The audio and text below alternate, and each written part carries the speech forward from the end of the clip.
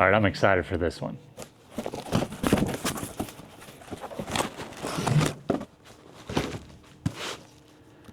Bestarc reached out to me and wanted me to do an unboxing and a review video. So let's get started.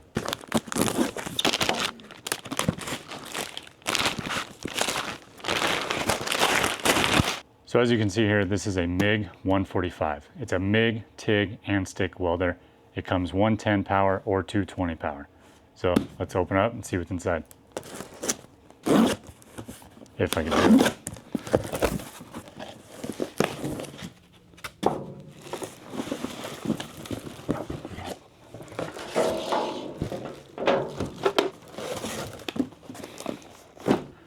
Well, it's nice and light, really small.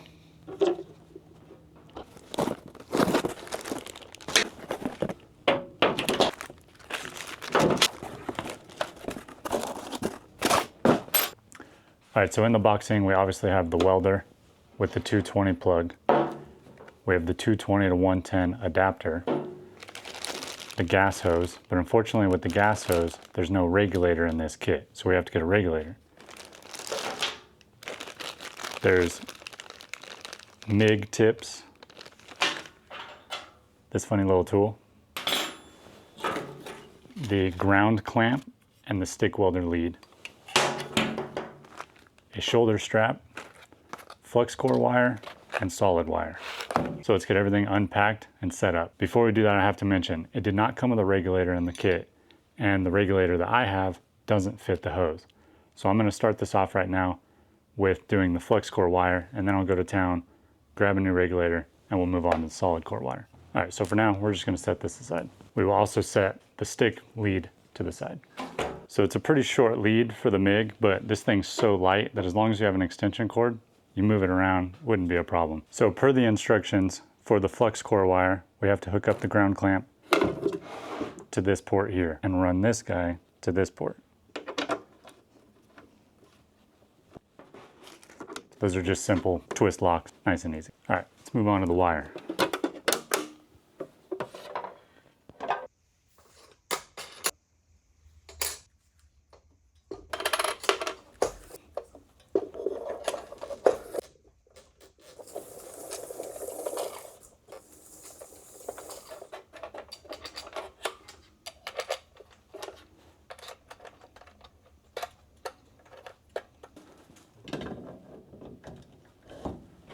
Well, hopefully this isn't too loud for the microphone, but there's a cool button right here that says feed wire. I'm assuming I push this and it'll start to feed without having to push the trigger. Yeah, that's pretty cool.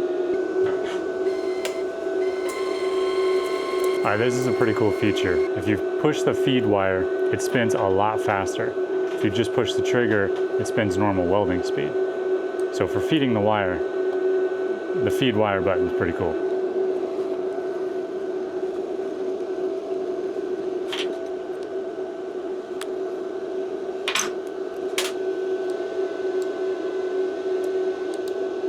All right, so here I'm putting on a 1.0 tip, which is what the flux core size is.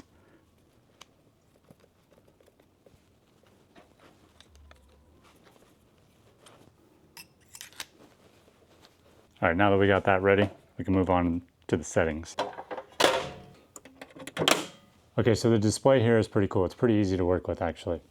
You have a few different options. You got 4T and 2T. 4T means if you push the trigger, you can let go and it'll keep feeding, and then push the trigger again, it stops. So then there's 2T, which I'm very used to, which is pull the trigger, it goes, let go of the trigger, it stops. Over here, this button, you have gas and gasless. Really easy, just push a button, switches back and forth. So this button over here is to switch from MIG, Tig, and Stick. It's on MIG now, I'll leave it there. All right, so the last button here is to switch between wire size. So it has 030, 035, and 040. So I'm gonna switch this to 040 because that's what the flux core wire is. Kind of a random thing with this welder, but I like these clips. They're spring loaded, so they get out of your way automatically, and they're really easy to attach actually. So with the digital display here, you have this wheel to change the voltage. The wire speed automatically changes per voltage. So you don't have to mess with speed at all. Just one turn of the dial gets your settings ready to weld.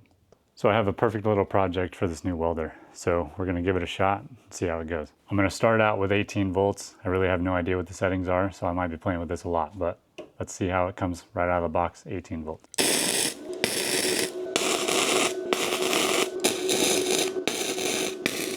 All right, so with my other welder, 18 volts is perfect for the 16 gauge metal. This one, it's a little high. I'm gonna take it all the way to 17, see how it goes.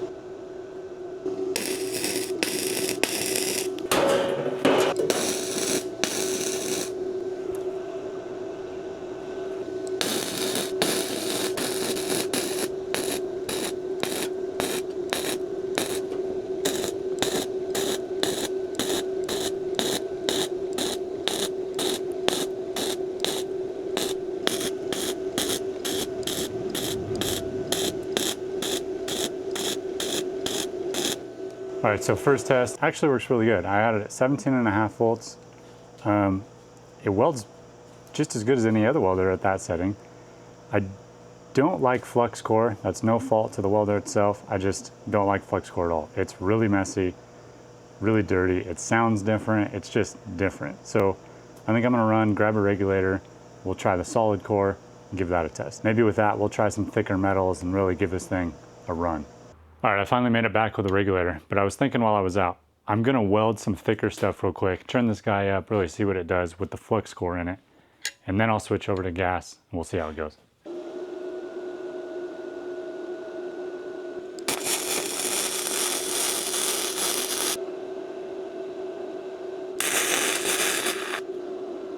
Okay, so I know I said I'm not a fan of flux core, which is true, I'm not. I don't like flux core. You see how much smoke comes off of it.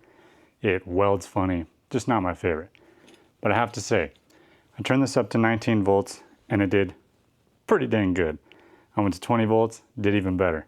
21 volts, even better. This is pretty typical with all welding that for me, the hotter it is, the easier it is to make a good bead. And this shows it perfect. 21 volts, it's great.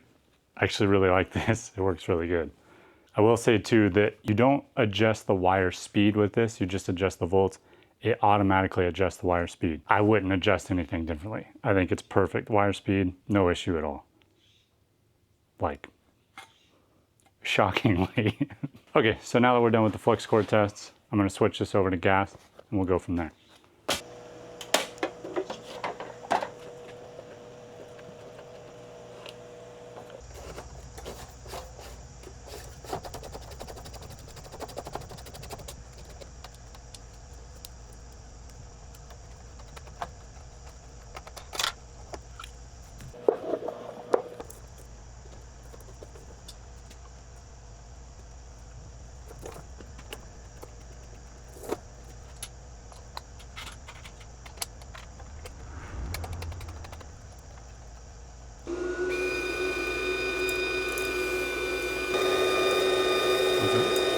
So the regular gas wire is 8 millimeters or 030 wire size.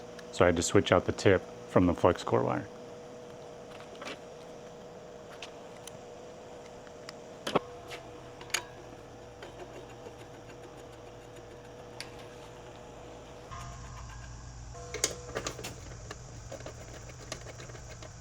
All right, so as you just saw, we got it switched over. We got the gas bottle hooked up. Now we'll turn it on and we'll continue our little project. Okay, I'm gonna set the voltage back down to 17, which is where I had it with this project with the flux core. And then I'll fine tune it from there. One thing I wanna add with this thing, with adjusting, is if you roll the dial fast, it'll move in quick, big increments. If you roll it slow, it'll go 0.1% each time. It's kind of a cool little feature.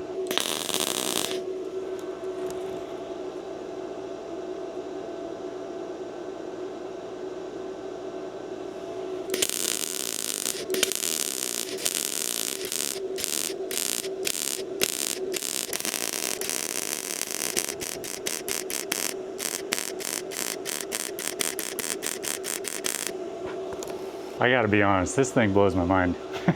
it's a pretty crazy little machine. And the reason I say that is because it's so much smaller than anything I've worked with. The gun is much smaller and lighter than anything I've worked with. It's just crazy. I'm not used to something like this and it's really working quite well.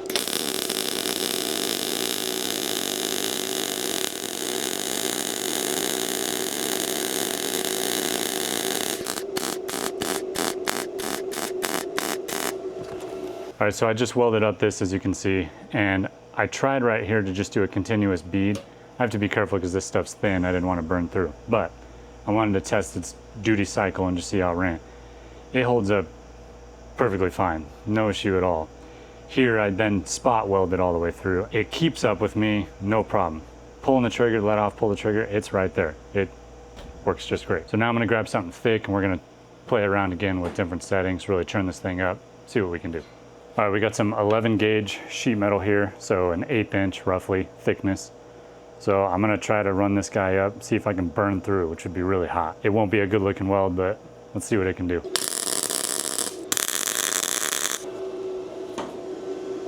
For some reason when I turned it back on, it switched back to gasless. Not sure what that's about, but.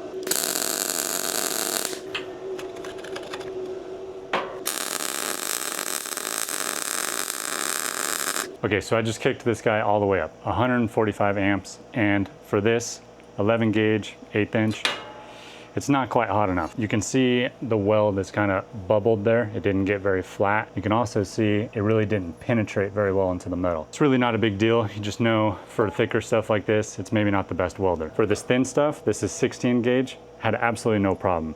In fact, 145 would burn through this, wouldn't be good. But I think I had it down to, I don't remember, 100 or something amps, and this was perfect for it. Okay, so I think the next thing I'm gonna try is the stick welding. I'm pretty sure I have a few rods laying around here that I can try it with. I don't do a whole lot of stick welding, but I think I can find one. So we'll try that out, see how it goes just for the fun of it.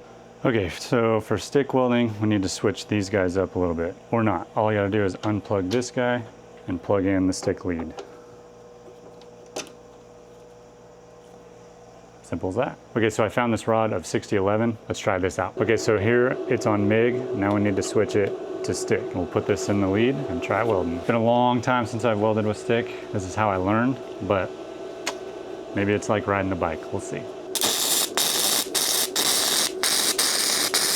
Okay, that's crazy. That's at 105 amps, and that was burning through this 1/8 inch plate. That actually worked a lot better than the MIG did at a high temperature.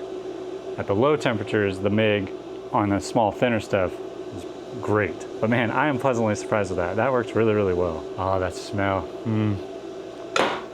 Stick welding at its finest. All right, I think that's all I'm gonna do for the stick. I just wanted to test it out. I never stick weld, so there's no point in doing more. All right, so from here, just for the fun of it, I'm gonna go back to this little project. I'm gonna weld all this up, and then I'll talk more about the welder.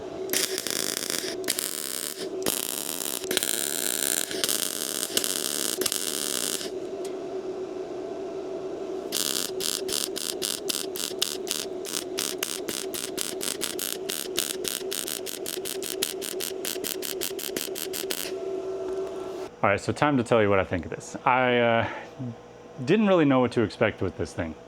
Being that it's pretty cheap, it's really small, the leads aren't great, I didn't really know what to expect. I'm pleasantly surprised. I will say that some of the things are pretty cheap. This clamp, you can just feel it's pretty cheap.